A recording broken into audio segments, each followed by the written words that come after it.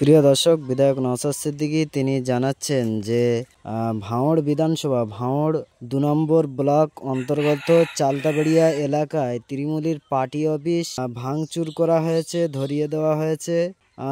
তিনি জানাচ্ছেন যে শওকত মোল্লা এই কাজ করে আইএসএফ এর নেতাদের ফাঁসিয়ে থানায় তুলে দেওয়ার ব্যবস্থা করছে। ঠিক কি বললেন বিধায়ক নওশাদ সিদ্দিকী, শোনাবো আপনাদের, শুনুন।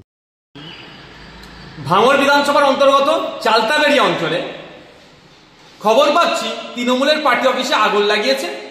তৃণমূলের নেতা শওকত মোল্লা সাহেব আমাদের আইএসএফ এর নামে অর্থাৎ আমাদের নামে দোষ দিচ্ছে।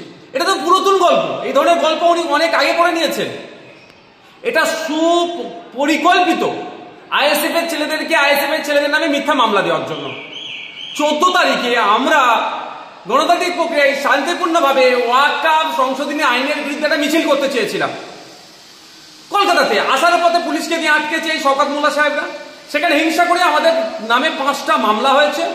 5টা মামলাতে বিভিন্ন নেতৃত্বদের নামে মামলা দিয়েছে। এখন দেখছে আরো 22টি কার নামে দেওয়া যেতে পারে।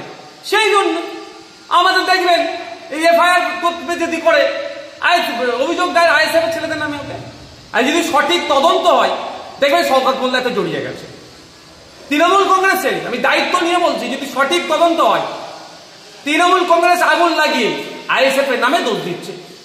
এখন আমাদের ছেলেদেরকে প্রশাসনের পক্ষ থেকে যে সুমোটো করে যে মামলা দিয়েছে একাধিক ছেলের নামে, একাধিক নেতৃত্বদের নামে, তা তো আটকে রাখতে পারছে না। এই ধরনের ঘটনা এরা 2-4টে আরো হয়তো ঘটাতে পারে, আইএসএফ এর নামে দোষ দিতে পারে। তবে আমরাও দেখছি পুলিশ নিরপেক্ষ তদন্ত করুক। যে আগুন লেগেছে সত্যি যদি তাকে গ্রেফতার করা হয়, দেখবেন আমি অন ক্যামেরা বলছি সে তৃণমূলের। এবার তাকে কে আগুন লাগাতে বলেছে, তৃণমূলের বড় নেতারও নাম চলে আসবে যদি সঠিক তদন্ত হয়।